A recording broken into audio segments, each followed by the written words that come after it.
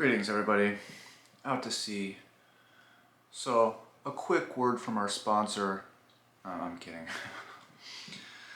So alright, where are we at everybody? It's been 6 months since I attempted to detox from Suboxone at home and failed. I haven't made any update videos because there just hasn't been a whole lot to say.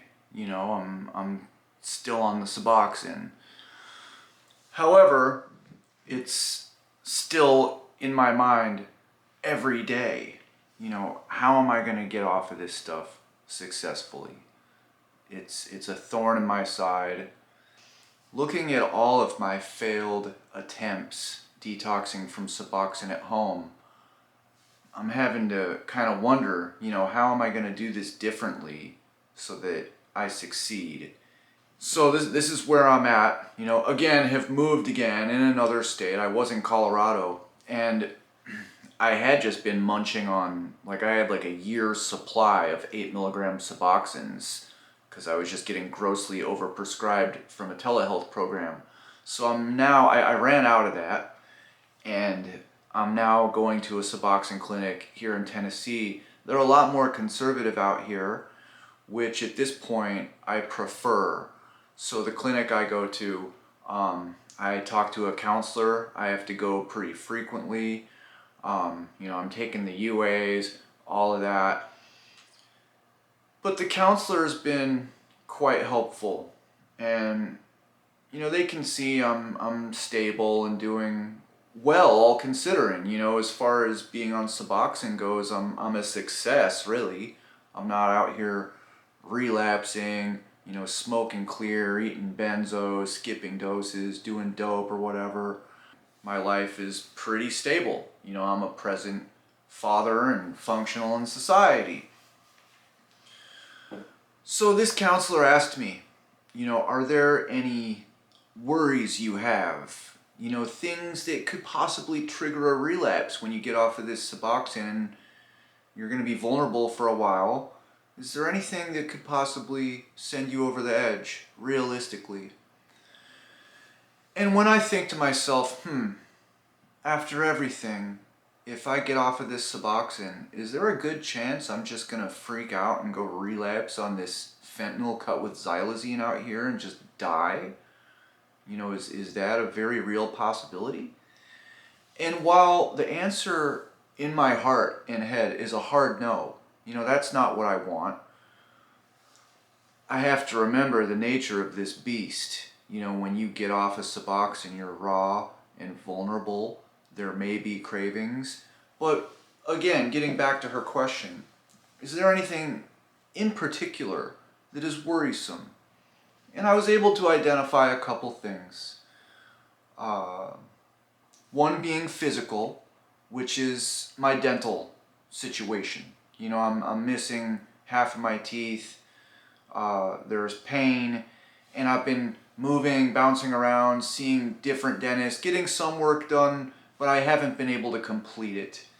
And it's really frustrating because every dentist you see has a different opinion. Oh, we can save it. Oh, it's all gotta go. And none of it is cheap. You know, everyone's pushing these implants. Here's your $30,000 bill, kid. It's like, this isn't happening. You know, this is not possible. So I saw a dentist, I saw an oral surgeon, and they've determined, yeah, we're gonna pull the vast majority of your teeth, man. Let's get it over with. It's done. You've suffered enough. So I'm gonna have a mouthful of partial. I can't afford implants. Even if I could afford the implants, I've had so many botched dental procedures that I just picture it going terribly wrong. You know, every dentist wants to tell me that dentures are horrible. You don't want them. But every person I've met in real life who has dentures is like, yeah, you get used to them. It's just fine. You know, it's not ideal, but you get used to it.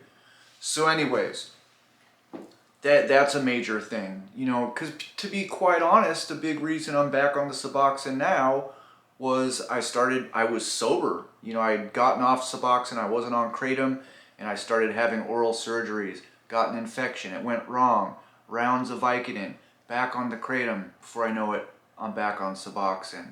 And the counselor told me that, the dental stuff is why a lot of people relapse. And I've seen it myself many times. People that have been clean for years and go and have some type of oral surgery, get a bottle of pills, go totally off the rails. So I'm very honest with the dentist now. I tell them, hey, I've got a history of opiate addiction. I really do not need a bottle of pills.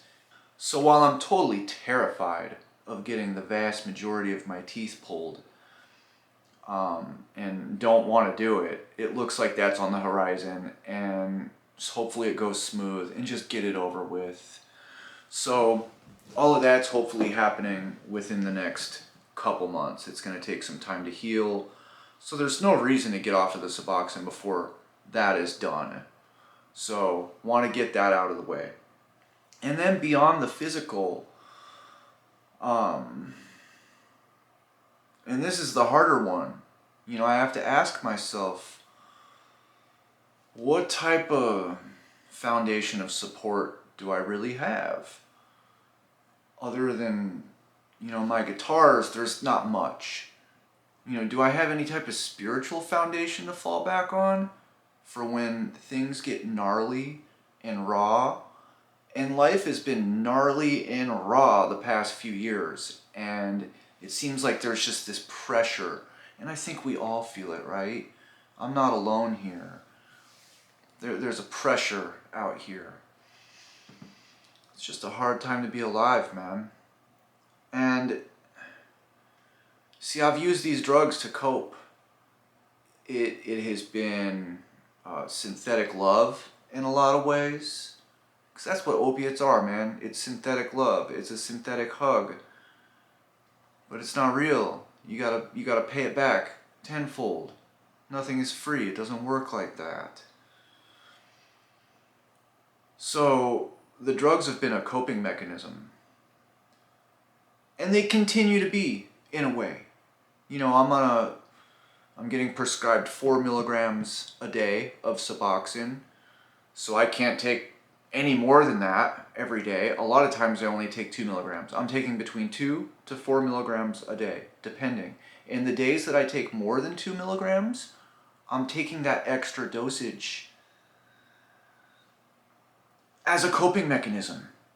If I'm lonely, depressed, have anxiety, whatever type of internal or psychological turmoil may be going on, I know, I can take a small amount of Suboxone and kind of ease that a little bit. So in some ways, I've been using this opioid as a psychiatric medication in a lot of ways.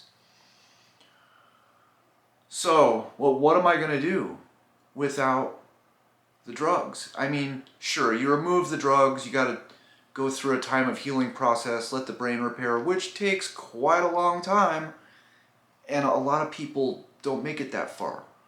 There's a reason that opiates are notorious for relapse. I mean, the recovery rates are extremely poor. Most people don't get off of this. That's why they just tell you to stay on the Suboxone, kid. Like, you're doing fine. Stay on it. And from the doctor's view, I get that. But these doctors don't understand what the Suboxone does internally.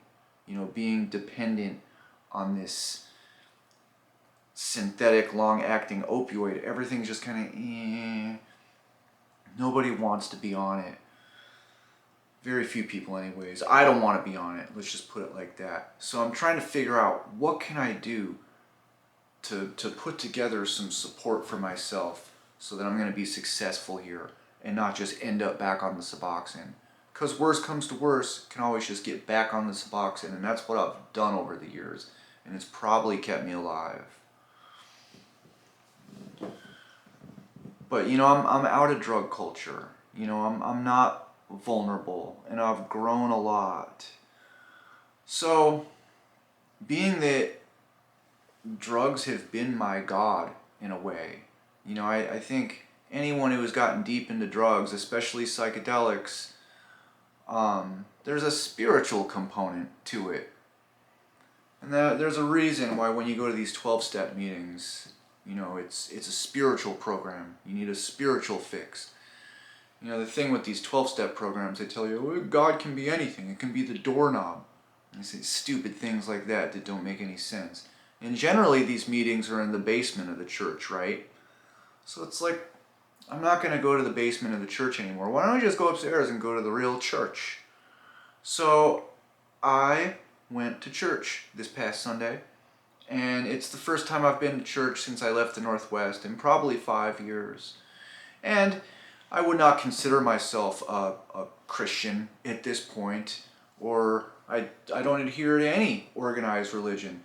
But over the past decade, out of curiosity and probably also desperation, I've been dabbling, if you will, dipping my feet into going to church and trying to learn a little bit more. I've gone to Christian churches, Lutheran churches, and at the very least, a lot of times it's a beautiful, peaceful place. A couple times just the stained glass alone drew me in. And so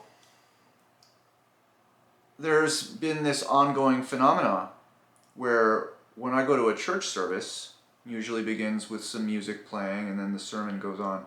But as they have us stand up and they start playing music, I just start crying, man. And the same thing happened this past Sunday. They had us stand up. Band started playing. Pretty good band, too.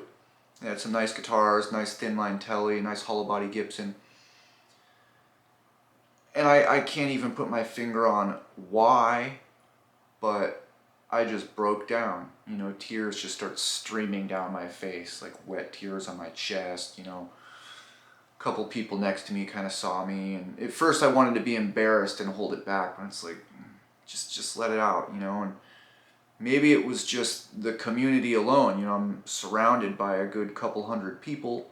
These churches out in Tennessee are big. There's a lot of them. It seems like it's just kind of a social norm out here, right? Like, I don't know if a lot of people are even super deep into the gospel. It's just go to church on Sunday, a community thing. And at the very least, if I get community out of it, that's pretty huge right there. I'm trying to find people to play music with. So what I'm saying is I'm going to keep going to these churches. This one I went to this past Sunday, I really liked it. And it reminded me that I'm not alone. I know very little of the Bible. I've read bits and pieces of it, and it's a lot to take in. And growing up, I didn't have any organized religion. For the longest time, church, Christianity, the Bible has just been kind of a joke, right? Like, even now, when I think of Jesus Christ, I picture like the caricature on Family Guy, and it's always just been kind of a joke. But I've been around people who have had their lives changed by their relationship with a church. Their hearts have changed. They've gotten and stayed sober and have a solid foundation in community and are moving forward, free of some of these struggles that I've been stuck with. So I've done so many things in an attempt to get over this, and getting involved in a church is something I haven't done. And these emotional responses I have when I go to the church, it's like, what's going on there? I feel a sense of relief and peace. And again, maybe it's just merely the community, being surrounded by people, because there's been isolation the past few years. I don't know what it is, but I'm going to keep going. I'm going to try, and I'm going to keep going and see what happens. There's a support group through the churches, Celebrate Recovery. It's kind of like an AA or NA, but it's more church-based, and it sounds like it's a whole range of addictions, not just drugs. It's like, I don't want to go to any of these recovery groups where you're just surrounded by drug addicts. I don't need any more of that. I want to be around just normal community. And so that's what I'm doing. That's what I'm doing. Trying something new. Gonna get the dental knocked out. Gonna build myself some community. Try something I haven't tried before. And being that I have a little boy, you know, this is just a great way to meet solid, healthy people in the community with other kids. It's a win-win in so many ways. You know, I know that you go to a church and not everyone is good. There's predators there just like anywhere else. Some of the stuff these pastors say is absolutely absurd. And even now, you know, talking about I'm going to go to church, there's a level of embarrassment about it. It's not cool, right? It's definitely not cool. You know, it's not like being involved with Iboga voodoo or, you know, Vipassana meditation, ayahuasca churches, all that's kind of cool, right? It's like esoteric and cool and hippie. There's drugs, you know, it's all good, bro. This isn't that, you know. I mean, Christianity in these churches are demonized in a pretty big way, actually. So it's something I don't know about, but I'm willing to try. So I'm going to keep doing that. And I was talking to an old friend of mine. This young man was actually present at the Ibogaine clinic when I got treated. Had my head cracked open in 2008. He had been through it. He was now working at the clinic, helping people through their experiences. And many years ago, he kind of abruptly left the Ibogaine world, and we all came to find that he ended up back home with his family and got involved with religion. You know, and at first all of us were like, what the hell is he doing? You know, what happened? And as the years go on, I stay in touch with this guy. Even though we haven't seen each other a whole lot over the years, we've stayed in touch, and he's a friend. And I've talked to him a bit about his faith and what it has done for him and kind of the struggles he's gone through with it. And I've watched him grow with a family and not relapse on drugs, you know. And, you know, I continue to kind of go back and forth. Like, is there a God? Isn't there? All these horrific things that happen in the world, all these horrific things I've seen, experienced, been part of. Where is God in all of that? You know, the way he put it to me is that there has to be God. There has to be. I can't question it, right? And the more I thought about it, I get it, you know. If there isn't God, what is the alternative? I mean, what's the alternative? It's an alternative I don't want. And so on some level, we create our own reality, right? Like, that's something I guess I've learned from psychedelics and just being alive for 42 years. To some extent, we create our own reality. So why not create a reality where there is God? To where you have a community where you look out for each other, and if you want to help in the community, you can. You know, support one another. And every time I hear a good sermon by a good pastor, it's always a reminder that I'm not alone, man. We all have these blemishes and failures. We're all corrupted at our core, man. And we all want peace and joy and happiness. None of us want to be suffering, but we do. We all share suffering. We all share love, and we share suffering. These are universal things. So I just want to be the best man I can be, and you know, if staying on Suboxone is what is going to be the best option for me that keeps me above ground, so be it. But I think I can do better, and I think I can move forward. And I'm just accepting that I can't do this alone, and I need some help. Now that being said, when it does come time to get off of the Suboxone, let's say I get this dental sorted out, I build a community, get support, get some comfort in that, you know, some friends. Am I just going to go try to shake out the Suboxone alone in a room and probably end up in the ER again, which usually happens? No, why am I going to do that again? At this point, there is no virtue in suffering. I've suffered enough. There's no reason to needlessly suffer. So what am I doing? I've been praying a little bit, you know, God, please help me with this. I don't know what to do. I can't do it alone. And so while there hasn't been someone to show up at my doorstep, hey buddy, here to help, some rational ideas come to mind. Well, you could just go to a traditional detox center. How about that? What a concept. No ibogaine, no ayahuasca, just go to a good old-fashioned detox. A little bit of Valium, someone to take care of you, make sure you're not going to fish out. My wife is going to know I'm somewhere safe, not just losing my mind in a hotel room. I will have the comfort of knowing I'm somewhere safe and cared for. Now, unfortunately, getting help nowadays is not exactly easy.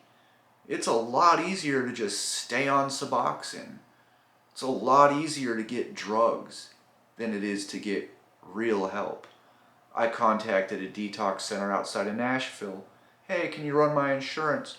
Yeah, sure. They ran my insurance, and this intake advisor I was dealing with was horribly unprofessional. I was way more professional when I was an intake advisor for the ibogaine clinics, so that was worrisome right off the bat. He didn't respond to me very quickly. It's like, dude, do you take this seriously? I called him, it was early in the morning. I could tell he was just getting out of bed, all groggy. It's like, bad sign, right? So I'm like, dude, what's up, man? You run my insurance or what? I'm trying to get some things done here. Oh yeah, your insurance isn't a network, doesn't work out. It's like $8,000. It's like, click, that's not happening. It's not easy getting help out here. And, call me a snob. I'm not going to go to one of these ghetto-ass homeless shelter detox centers full of psychotic people. I've been contacting a bunch of places, right? And I've been pretty shocked at what I've been learning. I have called 2 clinics that they're detox facilities for getting off of opiates, whatever, but they're also just full-blown psychiatric wards. And so I asked, I was like, so there must be like a separate detox area from like the psychiatric ward, right? Oh no, we just mix you all together. It's like, what? So I was like, so you're saying I might be bunked in a room with someone that's full-on schizophrenic? Yeah, that's a possibility. That just doesn't make any sense. And the reviews for these places are horrific. So I've never heard of anything like that. A detox center where it's also just a psychiatric ward and they just mix you all together. It's like, are you kidding me? So I'm utilizing the counselor I have. Like, hey, I need some help trying to figure out what my insurance is going to work with and what it doesn't. It looks like we found a place that does take this insurance so that it's going to be affordable. I don't have $8,000 to go to a detox center. As it is, I'm getting help from my family for what's going to be jarringly expensive dental work. So it's overwhelming, right? It's overwhelming. And there's a reason that people end up on this Suboxone for years and years or forever. So I'm doing everything I can to get my ducks in a row so that this is going to be it, man. So I just wanted to give an update. It's been a while and it's on my mind every day. And yeah, man, life is hard. What can I say? I have a lot of gratitude for a lot of things, and I'm proud of how far I've come, but every day I still have to deal with that critical voice inside of me of, God damn, Ian, you're such a failure. 42 and you're still dealing with this. Making videos about it. It's still my life. But this is what it is, man. And I try to find comfort and solace in the knowledge that I'm not alone. A lot of people are dealing with this. So it's been hard. It's overwhelming. It's a lot of things. And it's easy to just get so overwhelmed that it feels hopeless and just take some more Suboxone. While that's definitely not the worst thing that can be done, I don't feel good about it. And I know there's something different on the other side. It might not be easier. Hell, it might not even be better. Who knows? You know, just because you get off of opioids does not mean that everything is just daisies in sunshine. But I want to get that thorn out of my side.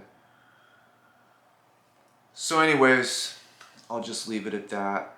Much love, everybody. And I want to try to make a video about the infamous Leonard Pickard, the LSD chemist, who he's been arrested a few times for LSD labs.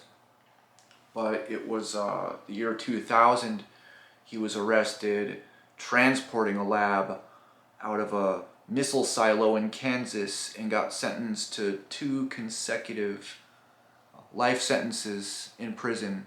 Well, due to COVID, he got out after 20 years in prison. And he wrote a book called The Rose of Paracelsus. Oddly enough, this man predicted the fentanyl epidemic we now have. In about 1996, he was doing, this guy's like a Harvard educated chemist. He went through the School of Government at Harvard, and he was studying emerging drug trends, and one of which was fentanyl. When it was still rare in the mid-90s, he predicted all of this. And he says he was sitting in prison, and it was around, 2008-ish or something, where he sees something on the news. People overdosing on fentanyl. It's like, here it comes. Now, I also wrote this, well, I guess we're talking about Leonard Pickard a little bit. Here we go.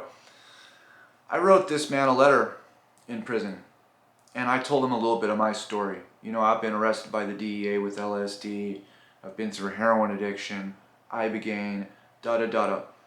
And I asked in this letter, I said, listen, man, I know all of this stuff is monitored, read, but I don't really care. You know, I'm out of the game. I want to ask you a question. Do you think MK Ultra ever actually ended? Or is this still all just a massive covert experiment? For what reason? Who knows? Mind control? Just who knows? Because MK Ultra was very real. Wanted LSD to be a chemical weapon. And it very well is. But he wrote me back. And he said, wow, what a life, kid. And he answered my question. I wish I still had this email. It's in an old SafeMail account. I forgot the password. You can't get them back, so I don't have a copy of this. But what he essentially told me, and this was several years ago, I want to say, probably 2015 I wrote him. He told me governments aren't so interested in psychological compounds anymore, into more biological. Enter COVID. Who knows, right? Dark times, my friends. So much going on out here, so much pressure. There is a light that does not extinguish, though. It's alright, much love. Do a little bit more D major noodling with this lower reverse delay pedal. It's so fun.